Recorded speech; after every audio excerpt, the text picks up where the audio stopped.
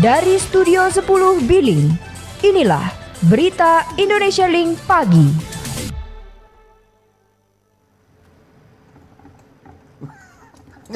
Nggak bunyi belnya. Halo, selamat pagi sahabat Berita Indonesia Link. Di mana saja Anda berada, Assalamualaikum warahmatullahi wabarakatuh. Alhamdulillah, pagi hari ini suasana cerah. Kalau Anda lihat bagaimana cuaca di sekitar Tangerang Selatan, khususnya Serpong, di studio Berita Indonesia Link. Pagi hari ini cuaca cerah, langit biru, matahari bersinar terik, dan kami akan siap selama 2 jam memberikan informasi terbaik untuk Anda. Baik itu berita utama, kemudian juga ada cek fakta, berita olahraga, perakiraan cuaca, dan jangan lupa akan ada segmen Pilkada Serentak 2020. Dan selain itu juga nanti akan ada berita dari selebriti, harga emas, falas, dan juga harga bahan pokok. Dan yang penting nanti Anda jangan lupa juga untuk mengikuti bincang-bincang khas angkringan Berita Indonesia Link Pagi bersama Cang Tony, komentator awam kita, penguasa gerobak angkringan di Berita Indonesia Link. Nah, inilah dia Berita Indonesia Link Pagi.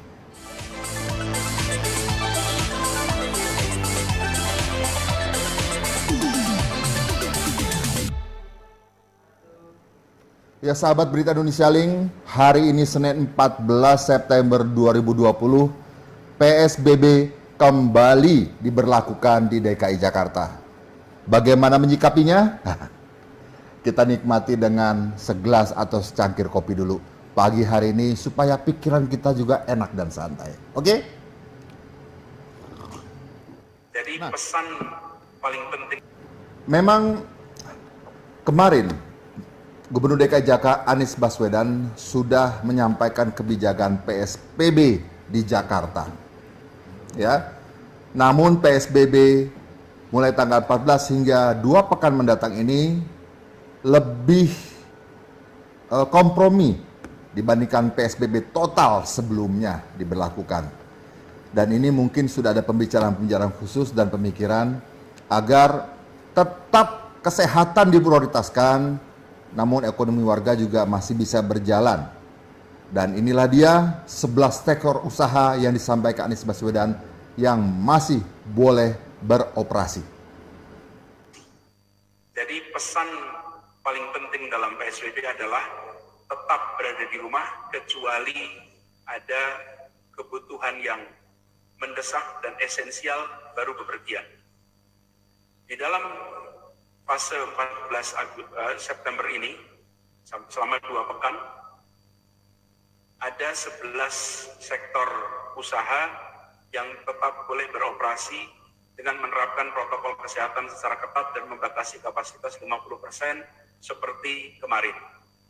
Jadi 11 sektor ini adalah sektor kesehatan, bahan pangan dan makanan minuman, ketiga sektor energi, keempat sektor komunikasi dan teknologi informasi, kelima adalah sektor keuangan, perbankan, sistem pembayaran dan pasar modal, dan seluruh yang berada dalam sistem keuangan di Indonesia. Keenam adalah sektor logistik, ketujuh adalah sektor perhotelan, kedelapan adalah sektor konstruksi, kesembilan adalah sektor industri strategis, kesepuluh adalah sektor pelayanan dasar, utilitas publik, dan industri yang ditetapkan sebagai objek vital nasional dan objek tertentu. Serta yang ke-11 adalah sektor yang memfasilitasi kebutuhan sehari-hari. Adapun beberapa kegiatan yang harus ditutup sementara selama 2 pekan ke depan, meneruskan semua institusi pendidikan, sekolah masih tetap tutup. Lalu seluruh kawasan pariwisata, taman rekreasi, semua kegiatan hiburan tutup. Begitu juga dengan ketiga taman kota, RPTRA, fasilitas-fasilitas umum yang terkait dengan pengumpulan orang itu tutup. Yang keempat adalah sarana olahraga publik. Olahraga ini dilakukan secara mandiri di lingkungan masing-masing. Dan kelima juga kegiatan resepsi pernikahan, seminar, conference, semua dibatasi. Khusus untuk pernikahan dan pemberkatan perkawinan dapat dilakukan di KUA atau di kantor catatan sipil. Lalu kegiatan-kegiatan esensial yang dapat beroperasi dengan kapasitas dibatasi.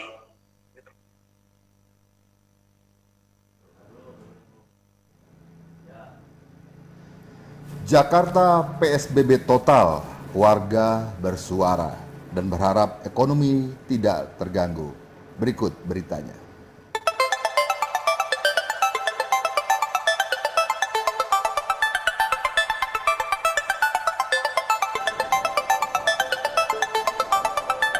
Jakarta bakal memberlakukan PSBB total Senin 14 September 2020.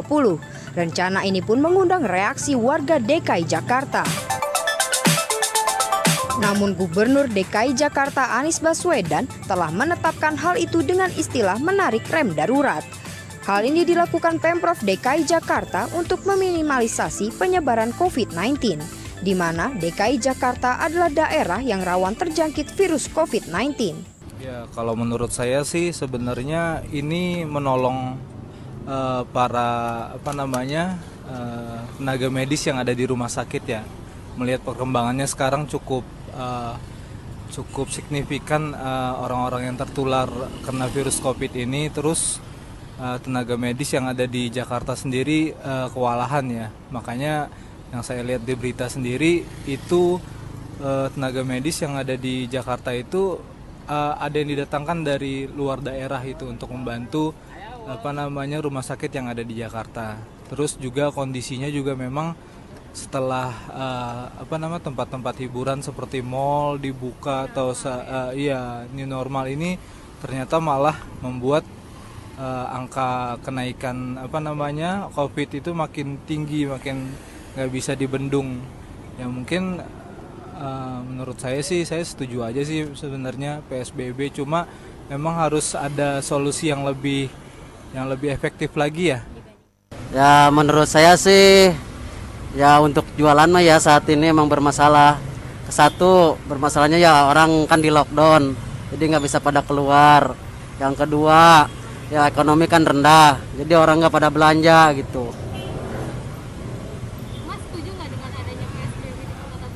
Kalau saya sih setuju aja karena mengikuti pemerintah, tapi kalau ini nggak setuju.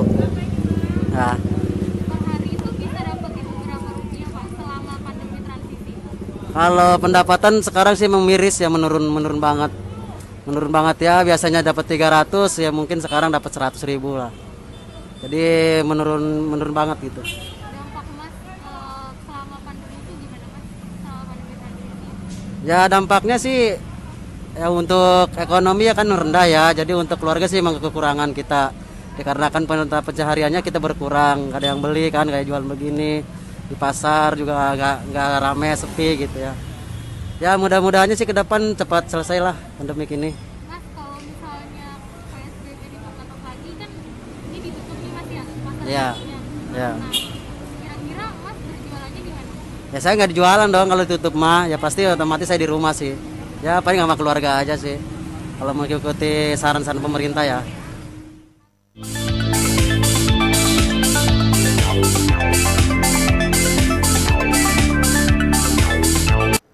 Ya sahabat Berita Indonesia Link, kemarin Gubernur DKI Jakarta, Kapolda Metro Jaya, Pak Irjen Nana Sujana dan juga Pangdam Jaya menyatakan akan siap membantu dalam pelaksanaan kebijakan PBB di Jakarta dan bahkan akan diberlakukan operasi justisi untuk pendisiplinan atau penertiban pelaksanaan PSBB di Jakarta. Aturan akan ditegakkan namun akan disampaikan dengan cara persuasif. Tapi ingat, ada sanksi denda loh akan diberlakukan. Seperti apa rencana Kapolda akan melakukan operasi justisi? Yuk kita lihat liputannya. Kebijakan yang sudah disampaikan tadi tentunya pemaksimalan kemudian dan kami akan melakukan secara masif beberapa kegiatan-kegiatan tadi yang disampaikan, dan kami akan terus melakukan upaya-upaya dalam hal pencegahan juga terkait dengan edukasi, kemudian sosialisasi, juga terkait dengan plotting anggota di keramaian. Kemudian ada hal yang perlu kami sampaikan, yaitu terkait dengan operasi justisi. Jadi sesuai dengan perintah ataupun arahan Bapak Kapolri bahwa dalam waktu dekat kami akan melaksanakan operasi justisi yang dalam pelaksanaannya nanti bersama-sama dengan Pemda, kemudian TNI, Kejaksaan, dan juga kehakiman. Jadi operasi justisi ini mendasari instruksi Bapak Presiden nomor 6 tahun 2020 tentang peningkatan pendisiplinan dan penegakan hukum protokol kesehatan. Juga kami mendasari Peraturan Gubernur nomor 78 tahun 2020, juga hal yang sama tentang pendisiplinan dan penegakan hukum protokol kesehatan. Jadi mendasari hal ini, kami tentunya dengan tadi yang kami dengan instansi terkait akan melaksanakan operasi justisi. Hal ini kami lakukan sebenarnya semuanya untuk dalam rangka lebih menertibkan kembali, lebih meningkat agar masyarakat lebih berdisiplin untuk mematuhi protokol kesehatan. Semuanya ini kami lakukan untuk masyarakat.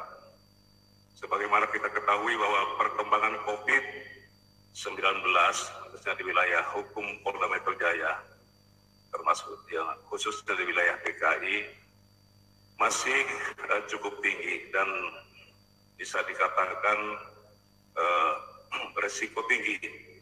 Hal ini tentunya menjadi perhatian ataupun atensi kita bersama, jangan sampai kita kemudian masyarakat terus tertular. Ini makanya dalam hal ini perlu ada pendisiplinan, kemudian penertiban, dan agar masyarakat mematuhi protokol kesehatan. Untuk pelaksanaan operasi justisi ini sesuai rencana ini akan dilakukan mulai besok juga, itu tanggal 14 September 2020 ini. Kemudian untuk sasaran-sasaran tentunya kami akan lebih tetap kami lakukan secara humanis, kemudian persuasif, tetapi dalam hal ini memang perlu ada suatu ketegasan kepada masyarakat. Kita semua tidak tahu, masyarakat juga merupakan korban COVID-19, tetapi ini langkah-langkah ini adalah langkah-langkah dalam rangka untuk intinya agar masyarakat ini tercegah dari penularan COVID-19.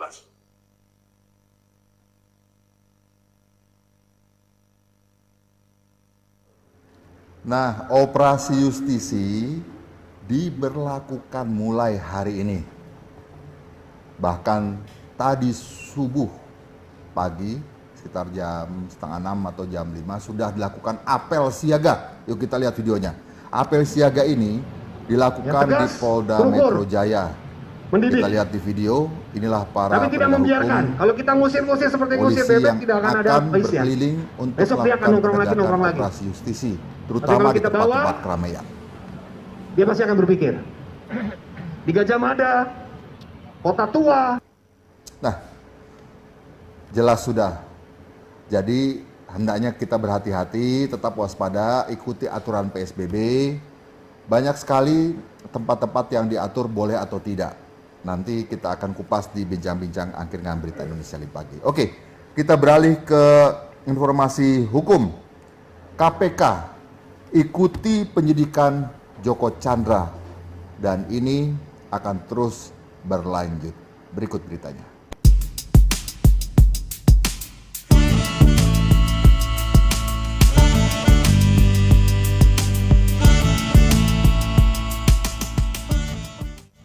Komisi Pemberantasan Korupsi mengaku tak menutup kemungkinan ada kaitan dalam kasus suap terpidana Joko Chandra yang menyeret dua lembaga penegak hukum, Badan Reserse Kriminal Polri dan Kejaksaan Agung. Wakil Ketua KPK Alexander Martawa mengatakan hal tersebut setelah melakukan gelar perkara terkait kasus penghapusan Red Notice Joko Chandra. Gelar perkara itu mengundang pihak dari Barreskrim Polri. Keterlibatan KPK dalam penanganan kasus gratifikasi dan suap yang melibatkan Joko Chandra, baik di Kejagung maupun di Barreskrim sejauh ini hanya dapat tahap koordinasi dan supervisi. Alexander menerangkan pihaknya memanggil Barreskrim dan Kejagung hari ini bermaksud untuk mendalami lebih jauh kaitan dalam kasus tersebut. Alex pun berharap pihaknya mendapat gambaran utuh dalam kasus yang menyeret pegawai dari Korps Bayangkara dan ADX tersebut. Dari penetapan dua status tersangka dalam kasus Joko Chandra di Barreskrim, ia menyebut KPK hanya mendalami dugaan aliran dana dalam kasus penghapusan Red Notice. Sedangkan untuk kasus pembuatan surat jalan Joko Chandra, Alexander mengatakan itu bukan kewenangan lembaga anti rasuah. Hingga kini, kasus penghapusan Red Notice Barreskrim Polri telah menetapkan 4 tersangka. 2 tersangka selaku penerima yakni ex-Kadip Hobinter Irjen Pol Napoleon dan mantan Kokorwas Brigjen Pol Prasetyo Utomo. Adapun 2 tersangka selaku pemberi yakni Joko Chandra dan rekan bisnisnya Tommy Sumardi. Dalam kasus tersebut, Alexander menerangkan KPK tak serta-merta dapat mengambil alih penanganan.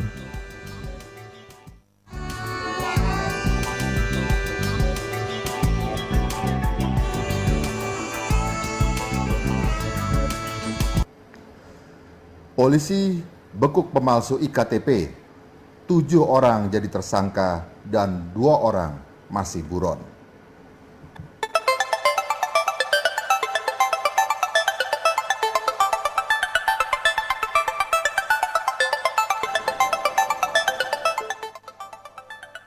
Kepolisian Resor Jakarta Utara mengungkap kasus sindikat pemalsuan kartu tanda penduduk elektronik di Jakarta Utara. Kapolres Metro Jakarta Utara, Kombes Pol Sujarwoko mengatakan, awalnya polisi mendapatkan informasi salah seorang warga bisa membuat KTP di kawasan Sampar Barat, Cilincing. Polisi kemudian mengembangkan informasi itu dan menangkap pelaku inisial DWM. Setelah dilakukan pengembangan, polisi lalu menangkap 4 tersangka lainnya dengan inisial I, E, FS, dan LA. Sementara 2 tersangka lainnya masih buron yakni F dan NF. Menurut Kapolres, hasil penyelidikan para tersangka merupakan komplotan pemalsuan EKTP yang sudah beraksi sekitar 2 tahun terakhir. Tersangka DWM dan I memiliki peran sebagai calo dalam sindikat pemalsuan KTP elektronik. Kemudian tersangka E berperan sebagai pemalsu KTP, sementara tersangka FS dan LA berperan sebagai penyedia belangko bagi masyarakat yang membutuhkan untuk dibuatkan KTP palsu.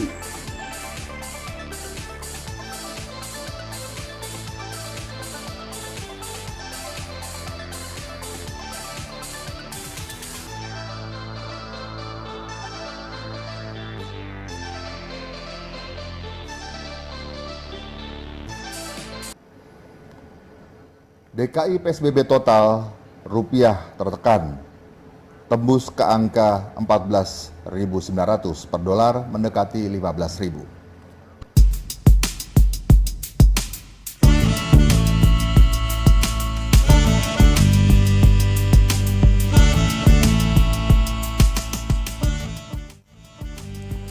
Nilai tukar rupiah berada di level 14.900 per dolar Amerika Serikat pada Jumat 11 September.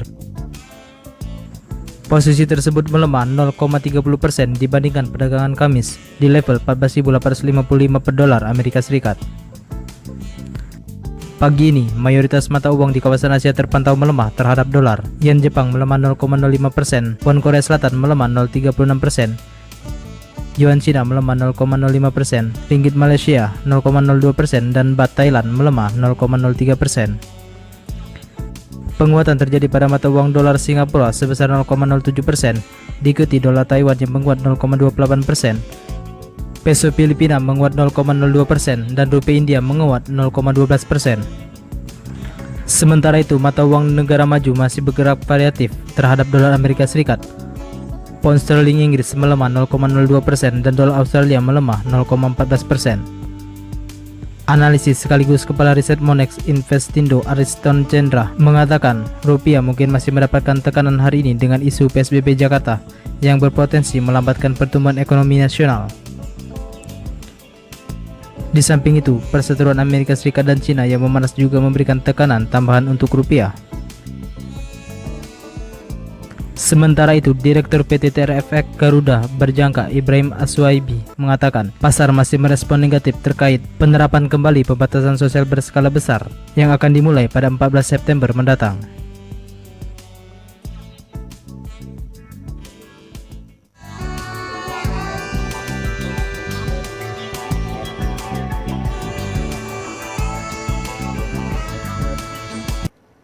Ya, nanti bagaimana perkembangan falas Anda bisa ikuti di segmen mengenai harga emas, falas dan juga harga bahan pokok. Nah, sahabat Berita Indonesia Link, kemarin hari Minggu terjadi penusukan terhadap Syekh Ali Jaber di Lampung. Dan ini akhirnya Syekh Ali Jaber mendapat jahitan sekitar 10 jahitan. Dan kalau kita lihat, inilah kejadian pada saat Syekh Ali Jaber kena tusuk oleh orang yang katanya dinyatakan tidak waras.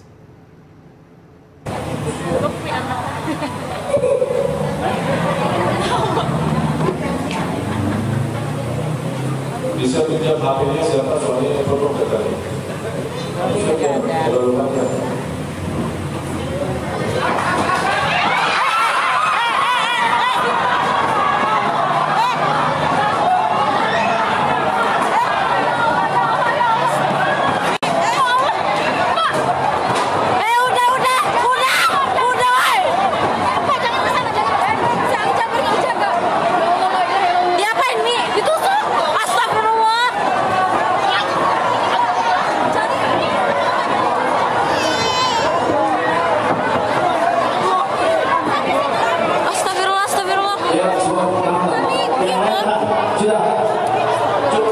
Siapa itu?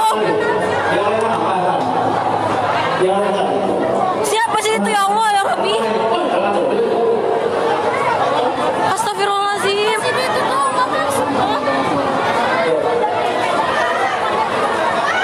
Apa sih itu? Bisa. Ya Rabbi, ya Karim, astagfirullah. Allah, la ilaha illallah.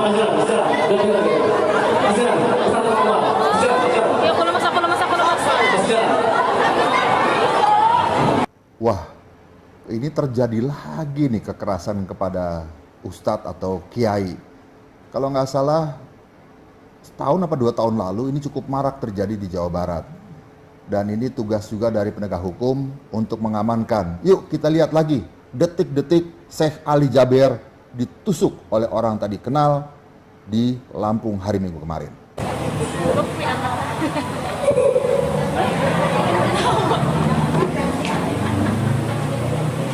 Bisa pinjam HP-nya siapa, soalnya perlu katanya.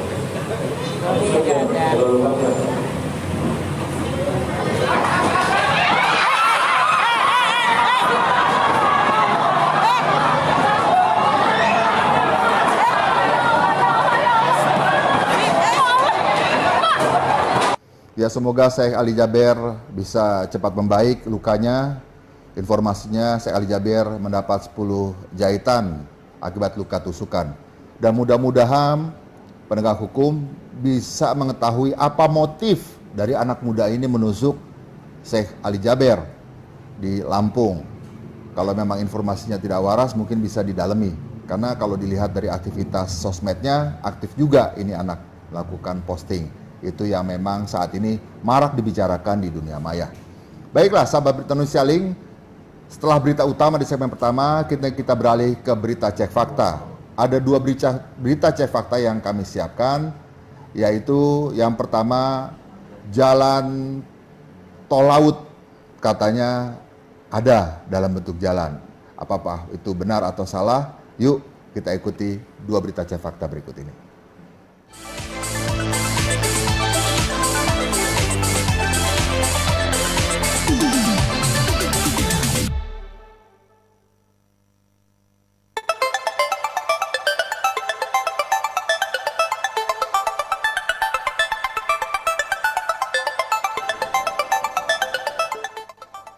akun Facebook bernama Abdul Wahab membagikan status pada tanggal 3 September 2020 di grup Facebook. Mahmud menjawab berupa tautan video dari kanal YouTube dengan klaim Jokowi selesai membuat tol laut.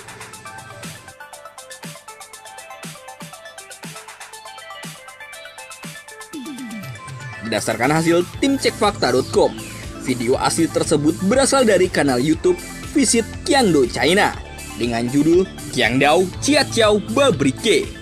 Video yang dirilis pada 10 April 2015 tersebut memperlihatkan suasana pagi hari di jembatan dari rekaman udara.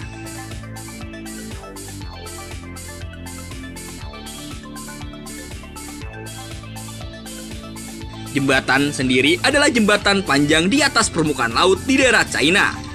Dilansir dari roadtraffictechnology.com, jembatan tersebut menghubungkan antara Pulau Huangdao dan pelabuhan barat kota Qingdao, China, didesain oleh Shandong Gaosu Group, sebuah perusahaan konstruksi dari Tiongkok.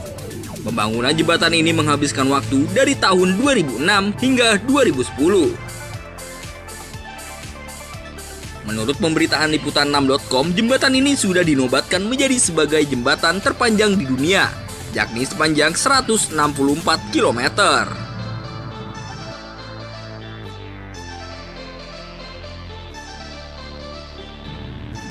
Jadi kesimpulan dari tim cekfakta.com, dari penelusuran di atas, video yang diklaim sebagai tol laut sebenarnya adalah jembatan penyeberangan Qiangyao Babrike yang ada di China.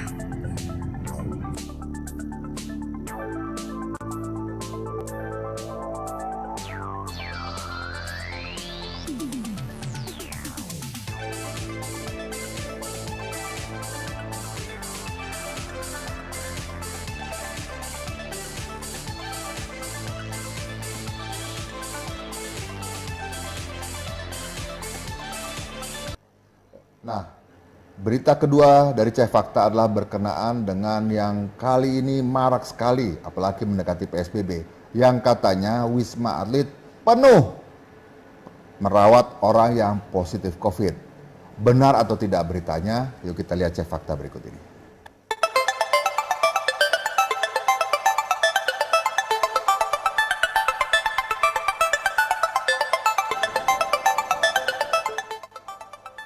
Akun Facebook Si Hong Hong mengunggah sebuah gambar tangkapan layar dengan narasi sebagai berikut.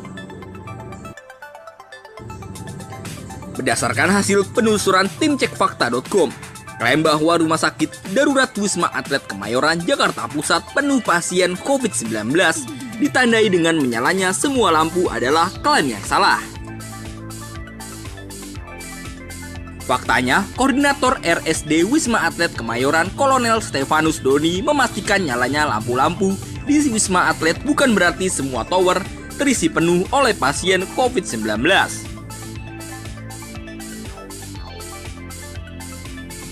Nyalanya lampu di seluruh tower merupakan bentuk kesiapan Wisma Atlet.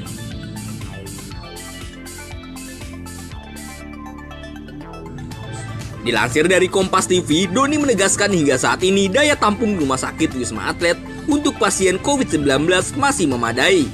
Menurutnya, seluruh lampu di tower Wisma Atlet dinyalakan sebagai langkah perawatan sistem kelistrikan gedung dan bukti kesiapan Wisma Atlet.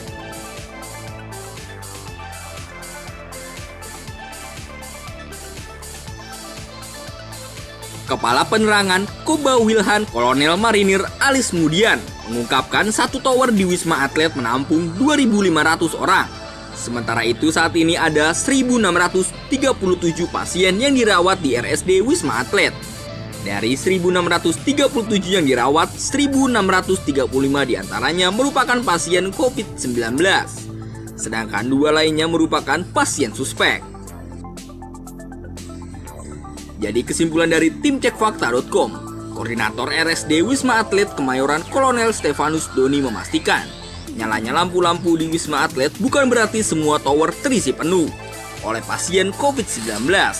Nyalanya lampu di seluruh tower merupakan bentuk kesiapan Wisma Atlet.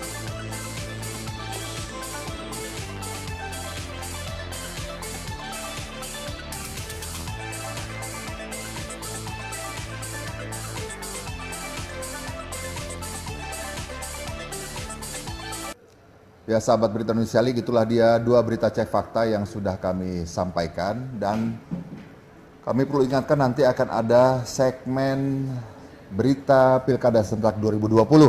Dan kami juga ada wawancara khusus dengan Wakil Wali Kota Semarang Mbak Ita mengenai kesibukannya di urban farming dan juga kesiapannya mengikuti Pilkada 2020 nanti. Oke, kita beralih ke berita olahraga. Ada berita yang pertama, Indonesia mundur dari Piala Thomas dan Uber. Nah, kemudian juga timnas usia 19 imbangi Arab Saudi.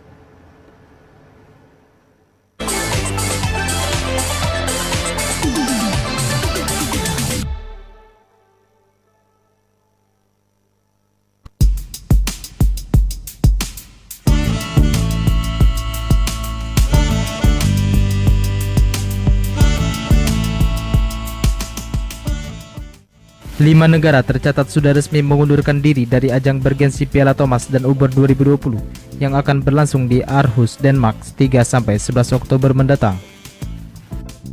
Indonesia merupakan negara kelima yang batal mengirim wakil dalam perebutan lambang Supermesi kejuaraan bergrup putra dan putri yang dipertandingkan 2 tahun sekali. Sebelumnya PPPBSI menyatakan kepastian mundur. Australia, Taiwan, Thailand, dan Korea Selatan sudah lebih dulu menyatakan absen dalam Piala Thomas edisi ke-31 dan Piala Uber edisi ke-28. Keputusan absen 5 negara tersebut juga tercantum dalam situs resmi BWF. Selain itu, Singapura dan Hong Kong juga sebelumnya disebut enggan menjadi pengganti dari negara-negara yang memutuskan batal tampil. Selain negara-negara yang telah membatalkan keikutsertaan, masih ada beberapa negara kuat seperti Jepang, Cina, dan tuan rumah Denmark, India, Malaysia, Jerman, Inggris, Prancis, Belanda, Kanada, Mesir, dan Skotlandia juga masih terdaftar sebagai negara peserta. Cina belakangan disebut sudah mempertimbangkan mengikuti langkah Indonesia dan Korea Selatan. Sementara, pihak Asosiasi Badminton Malaysia akan berbicara dengan pemerintah Malaysia terkait pengiriman wakil ke Denmark. Pandemi virus corona membuat penyelenggaraan Piala Thomas dan Uber tahun ini sudah diundur 2 kali dari jadwal semula. Rencana menggelar pertandingan pada pertengahan hingga akhir Mei kemudian dimundurkan hingga Agustus. Kemudian rencana tersebut kembali diubah dan BWF memastikan akan menghelat Piala Thomas dan Uber pada Oktober.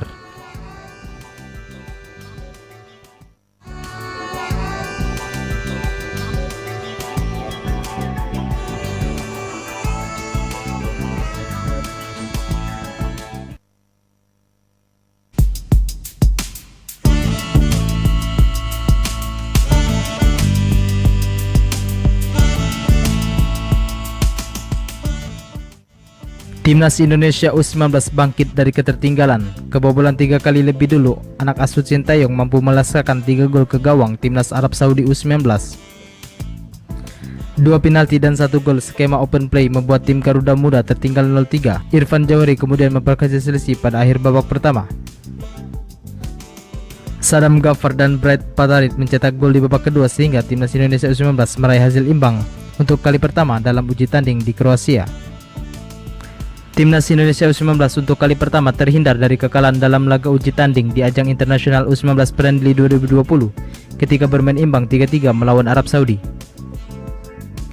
Di sisi lain, Fabio Quartararo menjadi pembalap tercepat di sesi pre-practice kedua MotoGP San Marino 2020 dengan mencatatkan waktu 1 menit 32,189 detik untuk mengitari sirkuit Misano. Beberapa pembalap MotoGP menandai persaingan sengit MotoGP 2020 dengan bergantian mengisi posisi pembalap tercepat hingga menit 10. Sementara pembalap Monster Energy Yamaha Valentino Rossi berhasil jadi tercepat di sisi tes balap ketiga MotoGP San Marino pada Sabtu. Ia mengungguli Maverick Viñales dan Fabio Quartararo. Viñales dan Quartararo bergantian mendominasi di awal tes bebas ketiga. Persaingan antara Viñales dan Quartararo tidak berubah hingga setengah jalan sesi. Viñales dan Quartararo sulit digeser dari posisi 2 pembalap tercepat. Namun kali ini posisi pertama ditempati Quartararo yang diukur mencatatkan waktu 1 menit 32,60 detik. Di saat terakhir, Rossi justru menyewa ke posisi pertama yang sebelumnya berada di posisi 15 mencatat waktu terbaik 1 menit 31,86 detik.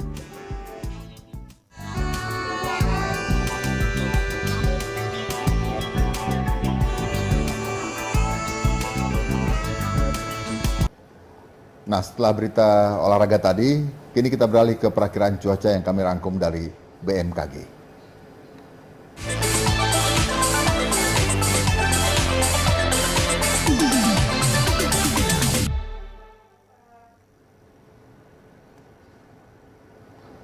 Sahabat Berita Indonesia Link, perakiraan cuaca hari ini, hari Senin 14 September 2020.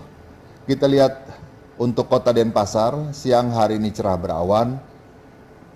Siang hari ini cerah, malam hari cerah berawan, dini hari cerah berawan, suhu 24 hingga 32 derajat Celcius.